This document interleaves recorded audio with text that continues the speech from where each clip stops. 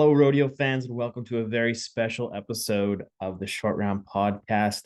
I know I'm supposed to be doing these only once a month right now, but there's been so much going on. I could not wait to put out another episode for you all. So here we are, episode 2. It's going to be a great show. I got 3 awesome guests lined up for all of you to listen to here, and we're heading into a really excited time with the Wrangler NFR starting on Friday, and the national finals breakaway roping is also starting later today down in Las Vegas. So it's an exciting time to be a rodeo fan, and we got a ton of Canadian content coming your way in the next few weeks. So without further ado, welcome back to the Short Round Podcast, and let's get to what's been going on lately. So in case you missed it, the Maple Leaf Circuit Finals wrapped up at the end of November.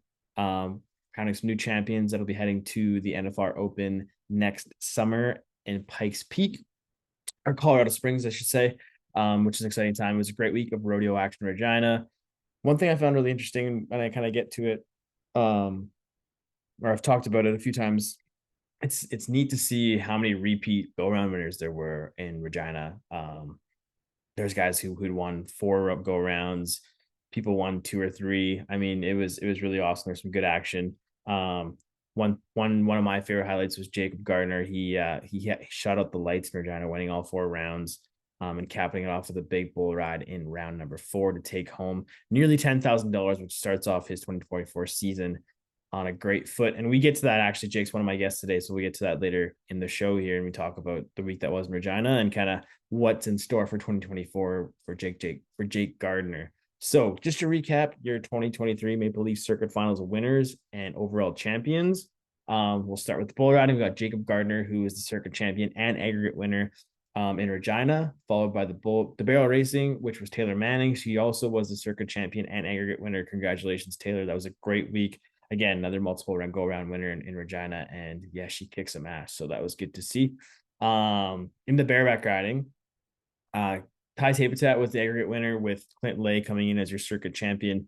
One thing to note, although Ty is your aggregate winner from Regina, he will not be able to compete at the NFR Open just due to not having his PRCA credentials in time. But and nonetheless, great week for Ty. He's another one. He won all 4 rounds in the bareback riding and kicked some butt in his hometown. So congrats, Ty. Great job. In the steer wrestling, Scott Gunther, your Canadian champion from 2023, is also the circuit champion for the Maple Leaf Circuit Finals. So that's an exciting time for him. And Stephen Culling emerged as the aggregate winner. So he's gearing up for a big week here in Las Vegas. So hopefully that gives him some momentum as we head into round 1 on Friday. In the tie down roping, young gun Strand Dunham was your aggregate champion coming out of Regina. Won a couple of rounds. He looked really solid throughout the whole week. So looking for big things out of Strand in 2024. And your circuit champion was Shane Smith, who also was there in Regina. So tie down roping was great to watch all week. In the saddle bronc riding, Lucas Mox is the circuit champion. Didn't have the best week in Regina. He did pick up a round win along the way, but congrats to him for coming out as your circuit champion. And in the aggregate, Sawyer Erickson, another young gun, another guy we're going to be looking to in 2024 to make some big moves, came out as your aggregate winner in the saddle bronc riding. Team roping, it was kind of a common theme in Regina. See the young guns kind of taking the lead, I would say. So Kavis Drake and Denham Ross were the aggregate winners from Regina. Again, like I said, 2 young guns shot out the lights a couple of rounds, had some great runs, looked really solid throughout the week. So for your circuit champions, Kavis Drake actually ended up pulling out the circuit heading champion as well. And then Devin Wigmeyer is your circuit healing champion on the Maple Leaf circuit. So congratulations to the winners in the team roping. And finally, the breakaway roping. Your 2023 season leader in the breakaway roping, Aubrey Ross, is your overall circuit champion, with Laurie Saunders picking up the aggregate title in Regina. She again won a couple of rounds, had a really solid week, and was very, very consistent. So good job to everybody competing in Regina. That was an excellent week of rodeo and super, super exciting to watch. The coverage was great. Hats off to C5, Exhibition, and all the crew who took part in Regina. It was a well-oiled machine. The content was great, all the way down from the announcing to the sound to just the show in general. So it was a fun show to follow along with. And yeah, that's one of the best events we got in the country. So excellent job to everyone involved there. And yeah, that kind of wraps up the Maple Leaf Circuit Finals. You can catch up with everything you need to know in case I missed anything on our website, rodeocanada.com. You can find the Maple Leaf Circuit Finals news release on the page there. So head there if you need to find out any more info on that. So that takes us to new business. So, like I said earlier, the National Finals Breakaway Open's coming your way today and tomorrow. So the top 15 breakaway ropers will compete for prize money of $250,000 during a 2-day event, 10-round performance. So it's really cool. I was able to check out this event last year. It's down at the South Point in Las Vegas. The breakaway roping is absolutely sensational. It's the best in the world. And you get some high-paced action with 2 full days, 5 rounds per day. Some awesome stuff happening there. So we do have 2 Canadians competing this year in the breakaway roping. We got Shelby Beaujolais and Kendal Pierson. Shelby's the #1 gun and actually broke an earnings record this year in the PRCA for the breakaway roping. So watch out for her to secure her first world title in the breakaway roping. And congratulations to Kendal. Congratulations to Kendal for qualifying for her first national finals breakaway roping in 12th place. And yeah, look for big things from her. She's gonna be going for the round money, so she could be pretty fast a few times. So if you want to follow along and check out how these ladies are doing, you can check out all of the action live on the Wrangler Network, starting today and tomorrow. If you just head to the wranglernetwork.com, you can find all the info and streaming info you need there to check it out and cheer on our gals who are doing us proud down in Vegas. So it's going to be a great show. I'm super stoked for them. And actually, Kendal's my other guest this week on the short round. So it'll be fun. Stay tuned as I catch up with her as before I caught up with her last week. So she was just getting ready to head down to Vegas and get dialed in for the finals. So it's a fun conversation with her, and we wish her all the best in Las Vegas. And finally, to wrap things up this time around, I called on my friend Tim Ellis from the Ram Rodeo Report to come help me tee up what's sure to be an exciting week of rodeo in Las Vegas as we start the National Finals Rodeo down at the Thomas and Mack. We got a lot of Canadians competing this year, so we got 10 Canadians across the board competing at the Thomas and Mack this year. And yeah, it's going to be awesome. If you're like me and unable to make the trek down to Las Vegas this year, you can tune in and catch all the action live on the Cowboy Channel and Cowboy Channel Plus app. So just head to the Cowboy Channel website to get dialed in. One thing I do want to mention is be on the lookout for scammers, especially this time of year. The Cowboy Channel, Pro Rodeo, none of those entities will be sending you random Facebook friend requests or page invites. Stick to the pages that are labeled the official pages and have the official streams. We don't want anybody getting scammed. They're out there this year. It's happening more and more and more. We saw that with the CFR. So yeah, just be mindful of where you're getting your information and where you're putting in your card information to sign up for streams here and there. But yeah, be sure to check out all the action coming at you from the Wrangler National Finals Rodeos in Las Vegas, the 65th edition of the NFR in Las Vegas. It's going to be an awesome week, and I'm sure excited to cheer on our Canadian contingent down there this year. So without further ado, I'm going to throw it to our first interview here with Jake Gardner, followed by Kendal Pierson, and we'll wrap up the show with my friend Tim Ellis. Thanks again, everybody, for listening. We'll be back, shortly after the NFR with another episode of the Short Round Podcast. I'm your host, Wacey Anderson, and we will see you later.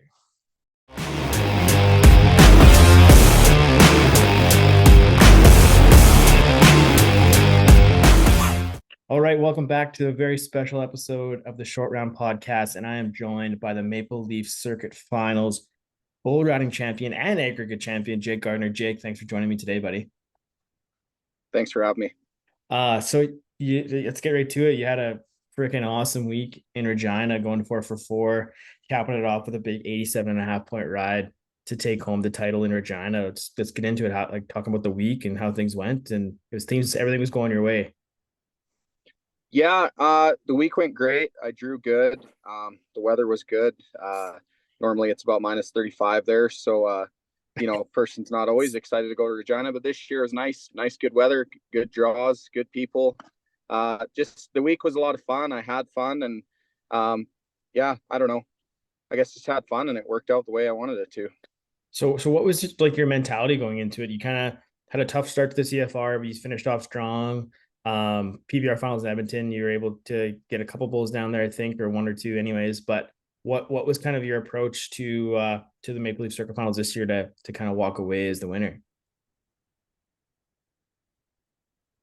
Well, last year I left there 1 for 4 and didn't make any money. I was pretty pissed off at myself about that. So I told myself next year I'm going to do a lot better.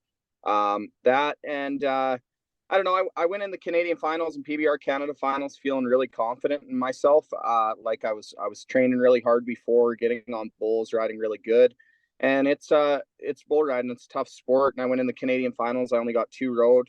I, I would have liked to get 6 road, but it just doesn't go that way sometimes. And then I went to the PBR Canada finals. So I felt like I was riding good there. But I only got 1 road there. And it's just bull riding. I was like, hey, you still got a pretty big finals up ahead. So let's get focused and focus on that one and see if we can finish off on a good note. And, I just I did take the pressure off myself a little bit. It was just like, hey, last one of the year, let's just go have fun, quit thinking about it and do your thing. And it just worked out really good. I'm grateful for it. Well, how much is the work that you put in outside of the arena helped you like kind of reset after those weekends where you maybe don't perform to your best? Like you said, coming off a 1 for 4 performance in Edmonton, you can the stuff you do outside the arena can have such a play a big factor to make things go better or kind of get you dialed in for that next event. Like how much does that help you being able to prepare like that? Well, I mean, I feel like we're at this level for a reason. We got to be mentally focused. And I just kind of I don't know. I try and forget about it, and I look at the mistakes as positives, and see how I can build myself and be better. Um, I don't know. I guess after the PBR Canada finals, I only had a couple days, but I mean, I don't know. God just can't dwell on the negative too bad, I guess. But I try and get to the gym and work out really hard and just kind of like reinforces your brain like, okay, I'm putting in the work. Like you're due for one. You're due for one. And I felt like all month, like I had a good December. I won around at the CFR. I made some money at the PBR Canada finals. It wasn't a complete bust, but it wasn't as what I wanted. But it's just when the going gets tough, the tough get going, right? So just kind of try to stay positive and I knew I was due for one, and you just got to keep believing, and then that's kind of what happened. So I'm pretty happy about it. Yeah, I love that mentality, man. That when the going gets tough, the tough get going. That can describe Jake Gardner better. I love that, man. And so you're up in Dawson Creek. You're about to teach a junior steer riding clinic. How does that kind of stuff, the auxiliary side of bull riding, giving back to the sport, how does that help you kind of fuel your fire as you make your way through your career? I was thinking about it today. Like I remember being a little kid, going to one of these deals, having some superstar bull rider or whatever they're putting in, and you're like kind of nervous. So now I'm going back and I'm nervous being the instructor. I'm like, hopefully I can, give these kids what they need to be successful. But I don't know. I guess when I started going pro and stuff, I always thought like if I could get back and some way or another to my sport, that it make me pretty happy to do. And like I didn't put this school together. Clayton Moore and TJ Core did, and they asked me and Cole Young to be the instructors. And right away, I'm like, heck yeah, let's do it. And I'm just I'm grateful to even be thought about to help teach these kids. And I think it's going to be a lot of fun. It's good. It Right on. makes a guy feel good to be able to do it. Yeah, right on, dude. So another thing that comes with winning the Maple Leaf Circuit Finals and the Maple Leaf Circuit overall is you get to attend the NFR Open next July in Pikes Peak, I think it's in Colorado. But qualifying for that, does that kind of change your approach to next season and how maybe you're gonna spend more time south of the border, kind of chase the NFR, or what's it look like for you in 2024 now? I had big intentions of going for the NFR this year. For the last few years, I've been trying to go to the NFR and trying to go south. Just kind of it's for me. It seems like it's been a long process learning which rodeos to go to and where to go, when to go, and also maintaining the Canadian things. I'm feeling pretty confident going into this year, and if I can get to them the circuit finals in Colorado and get a good boost there, that'd be great. I'm pretty excited, and I don't know, a person does good at these circuit finals, it kind of sets you up for a good year, but a lot can change. So, it's a guy can't take his foot off the pedal and I don't know, I just keep picking away at him and try and stay consistent, I guess. Well, and that's just it too for the north of the border side of things. Like you won just under $10,000 in Regina, which kind of again sets you up for a big 2024. You were right in the mix for Canadian title, right kind of up until like you had your tough quote the CFR, but you were right in the top five of the country the whole year. But now you're kind of starting 2024 at the number one gun. So what are you gonna have to do to keep that foot on the gas, like you said? Uh, just keep working hard at it. I feel like my bull riding is getting better and better every time I nod my head. I mean, I'm 27 right now, and I feel like I got a few more years left in my prime, and it's just I'm pretty excited for it. I'm excited for the season because my mindset, my mentality is in the right place right now, and I know what I need to do to get to that top spot. And I was really close last year, and this year I don't want to let it slip away again. So just gonna keep grinding. Well, how much of your traveling partners helped you out with this? I know for any guy or girl who rodeos, having a good support system and people you can lean on heading down the road really play a pivotal factor in your success. Like, so why don't you talk about your traveling partners, how much they help you get down the road? Oh, it's great having good traveling partners to help you out. I went with Ashton, Brock, and Wyatt. Went with Jed a little bit. Kyle Brown. You know, I steer wrestle too, so I duck off from those guys. I can't go with them all the time, and also going down south, sometimes things get mixed up. But yeah, going with those guys is huge. You know, you get down in the dumps, and one of those guys makes a good ride, and it just brings you back up. Or, you know, you get down in the dumps, and they're like, "Hey, man, like you're doing good. Quit worrying about it. Get out of your head." And just it really helps to have those guys, especially at the end of the season when things are going tough, to be like, "Hey, man, get your head out of the gutter. You're good. You know, believe in yourself." And it's really good, and I'm truly grateful for those friends. It goes a long ways. Well, Jake, congratulations once again for winning the Maple Leaf Circuit Finals title. We're super stoked for you and all the best in the rest of the year in 2024. We'll talk to you soon. Okay, man. Thanks a bunch. Thanks for having Okay. me.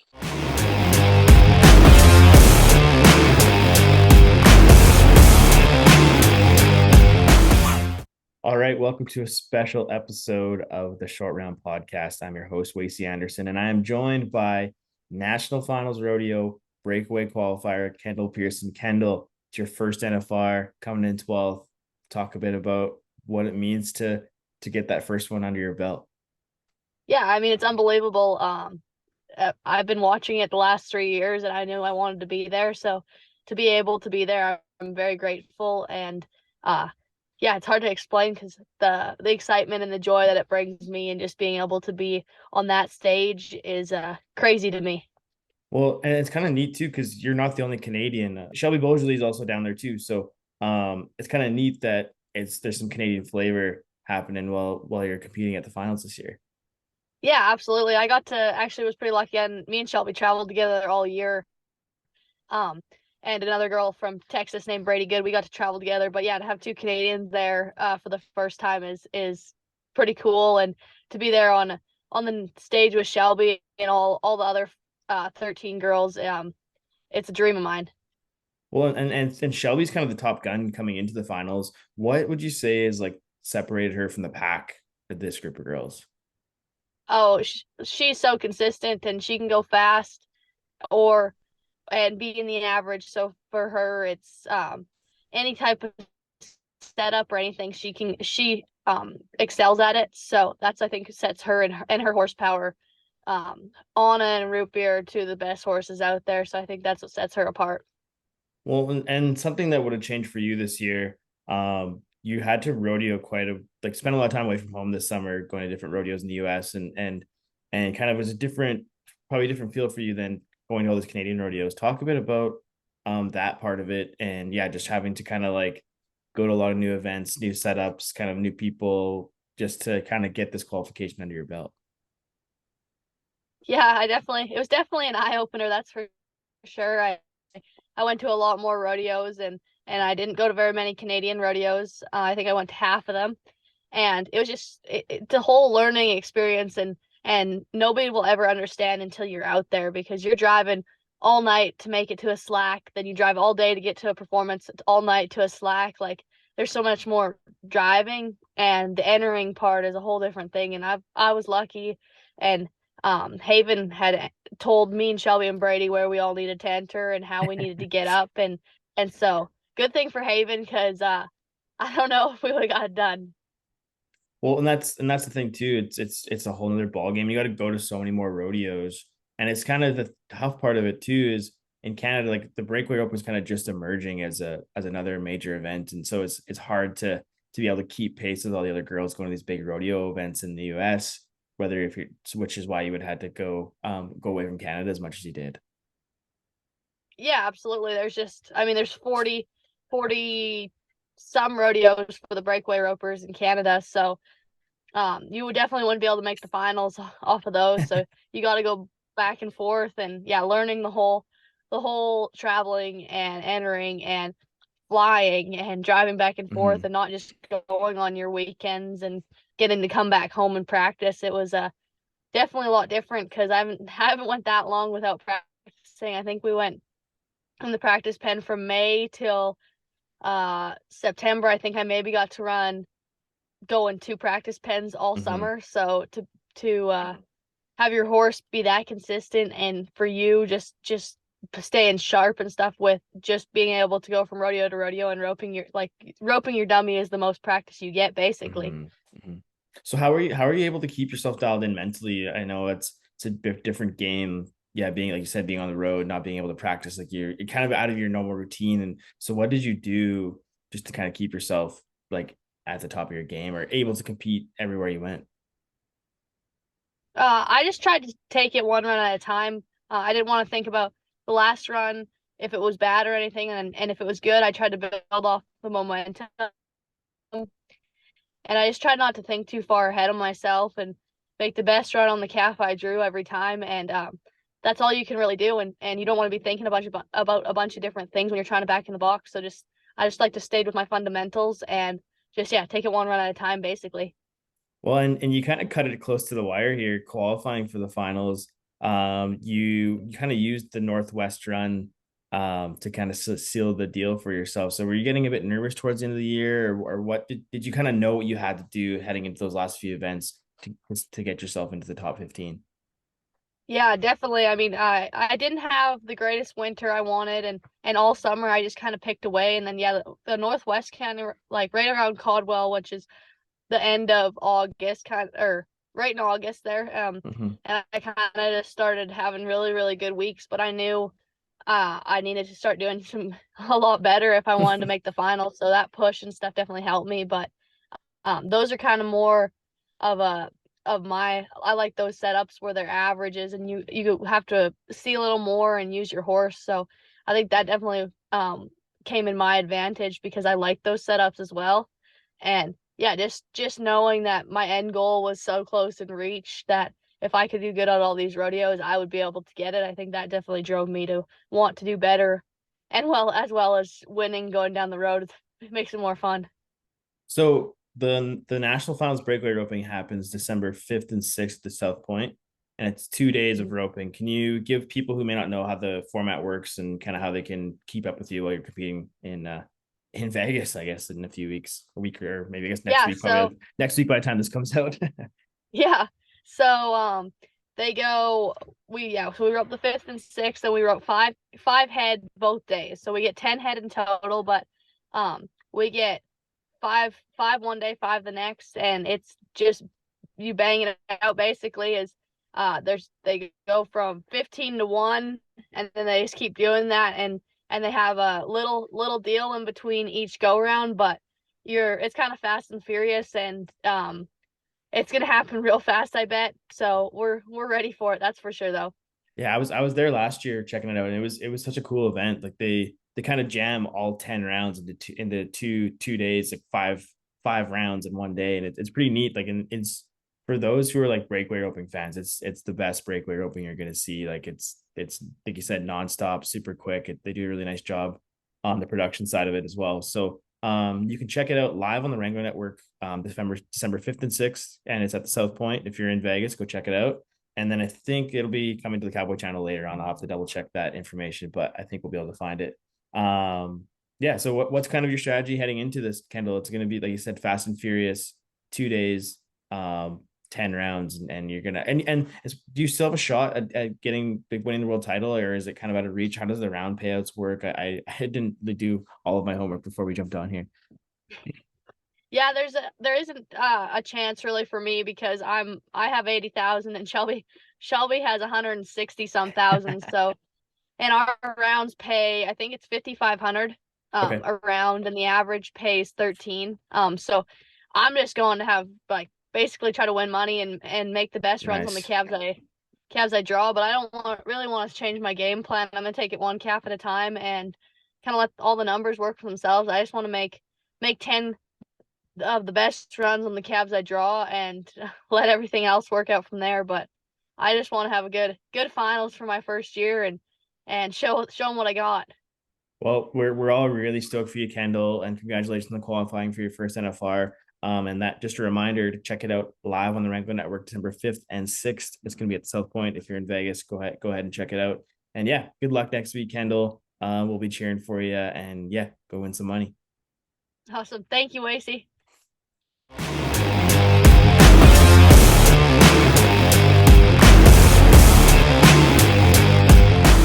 Right, welcome back to a very special episode of the Short Round Podcast. And to wrap things up, I am joined by my friend and host of the Ram Rodeo Report, Tim Ellis. Tim, we're days away from the start of the NFR. The National Finals Breakaway roping has pretty much already started, or starting the day I put this out. Depends on when I get this out to the people. But it's going to be a really exciting week. We got 12 Canadians competing down in Vegas this year. What are some things we can expect out of our Canadian contingent this year at the Thomas and Mack?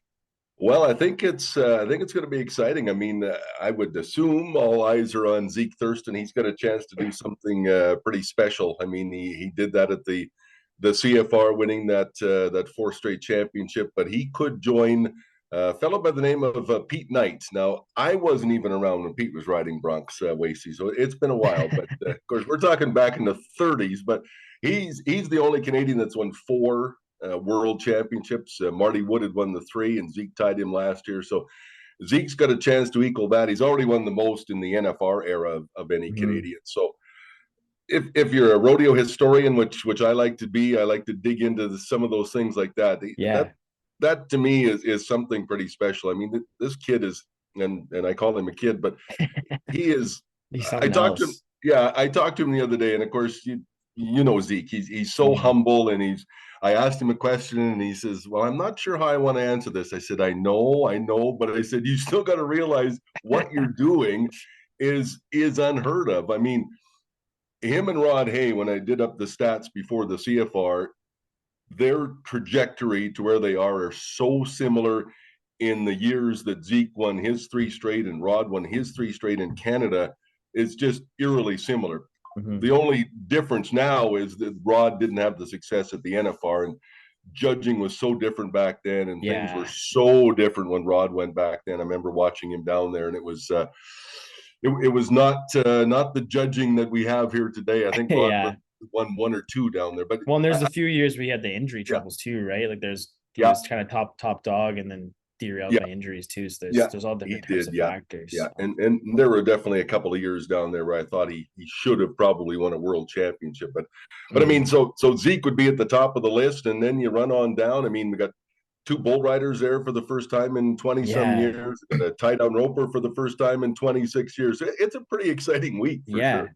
I'm stoked for Jared this year to have like his best buddy and traveling partner in Vegas. I think that's really going to help him like settle in, and you'll see the real Jared Parsonage, I think, this year in Vegas. I think that was one thing that maybe was missing from last year. I know like, as you know, like these guys travel with each other all year round, especially if you're going down to the US. But I find like if you have a bit of like familiarity with somebody, or just have somebody you can lean on, especially if you get up to a bad start or whatever, I think we're going to see a way better NFR out of Jared this year. Yeah, and I think just having Jordan that's been there before. So Jared, you know, it's his first time there, doesn't really know what to expect. This year they know what to expect. And when I talked to Jordan, he said, yeah, I kind of let my buddy down last year. He said, I got hurt. He said, that was the plan last year. We're going to go together. We're going to qualify it. And they were, up until Jordan suffered an injury and then couldn't get it done. And this year they do. So yeah, I think for both of them, it's going to be a good thing, and it should show, hopefully. For sure. One thing I wanted to go back to is Zeke. Do you think that bucking off in the first round of the CFR kind of gave him a little jolt of like, hey, like it's getting down to like, I need to dial it in, and I'm not saying he wasn't focused, but just I just think that seeing how he came out of that, like winning those 3 rounds in a row and just shooting the lights out, I think maybe there was a bit of like a bit of a wake up call in a sense for Zeke. Yeah, perhaps you'll never get that out of him. I don't know. Like I told him, I said you thought something incredible had happened. I said, when you bucked off, I said, the energy in that building in the PV Mart Oh, Centrum is like, it went, woof, it was like a balloon just yeah, sucking up. I said, yeah. Zeke Thurston bucks off, and he kind of chuckles. I don't think he thought of it that way. He's only, I think he bucked off one other time in Red Deer, maybe, or had 3 no scores, I think, totally in those 5 years. Oh, So yeah. it might have said, look, these guys think maybe they're going to win it this year, and there's no chance, so I'm going to do this. But I mean, he just rides so Yeah. solid. Like it is unbelievable the way he rides, and he does it in Vegas too. So I mean, there's nothing stopping him, and he's less than, they're paying over 30,000 a round, so Yeah. he's less than a round behind Stetson Wright. So if he comes out Thursday night, wins round 1, and Stetson doesn't place, which likely isn't going to happen, but you never know. You never I mean, know for he's sure. number 1 in the world right off the hop. So there's so much money down there that Zeke could easily win this again for sure. Well, that's the thing about Zeke, I think, is if you give him that opportunity to kind of have you in the rearview mirror the whole week in Vegas, I think it's gonna be tough to catch him. Just where he has that mentality of the killer mentality, I guess you could call it, just to get the job done and kind of keep the Wolves at bay. I think if there's anybody who can do it, it's definitely Zeke. Before we wrap up here, Tim, I want to maybe give us one pick of somebody to watch out of the Canadian group this week that maybe not the full household names that we know. And I shouldn't even be saying no, there's no household names now. Just qualifying for the NFR is an amazing feat in itself. But who's your dark horse of the Canadian crew to watch this week in Vegas? Well, I think Dawson Hay can do some real damage. I think he's still playing off that 92-point ride in round 9 last year. I know it's a whole year, but I think that will really fuel him. I think he's going to do well. The guy I'm pulling for, and maybe he can go, because I think the bareback riding is not solidified. The fellow at the top there is Keenan is unbelievable what he's done this year, and he has such a huge lead that I don't know if anybody can catch him.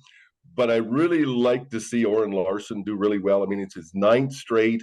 He's he's the 2nd oldest down there behind Tanner Oss, and he rode so well at the Canadian finals. I think he's much healthier than he was last year. Yeah. So I would really like to see, and I think Oren can make some noise. I don't have any grand visions of him winning a world championship, just because he's over $100,000 behind. You never know. I mean, Zeke won 200, almost 200 some thousand last year. But that's a guy that I think can move up in the standings. I mean, he finished 15th last year. He did not have a great NFR, and I think he's going to do much better. So those two, I think I would watch. I think they're going to do some good things. Whether they can come away with a title or an average title, I'm not sure. But I think they're going to win a bunch there, those two. Yeah, it'll be exciting to watch. I know we're really stoked for it to get going here. How can people follow along with you throughout the NFR and keep up to date with what's happening down there? Yeah, we'll have the Ram Rodeo reports right through every day. You can listen on 8:40 CFCW twice a day, noon and about 12:30 and 4, and then all of the real country stations across the province, another 17, 18 stations there. Hopefully, somebody wins a round down there. We'll get a chance to talk to them and get them on the report, and then we'll have some social media posts throughout the NFR too to keep track. And then after the NFR, we still got a week of rodeo reports. We'll be able to talk to everybody after that and get some wrap up reports too. So we'll have it covered as best as a one-man show can. Awesome. Well, and one last thing, I wanted to congratulate you on calling your 1,000th AHL hockey game. That was something really cool. It's no small feat, so I want to give you some stick taps for that before we wrap it up. And yeah, thanks for taking the time, and yeah, we'll catch up with you down the road. Sounds good. Thank you. I appreciate that. Alrighty, this has been the 2nd episode of the Short Round Podcast. I'm your host, Wacey Anderson, signing off for now, and we will talk to you all very soon.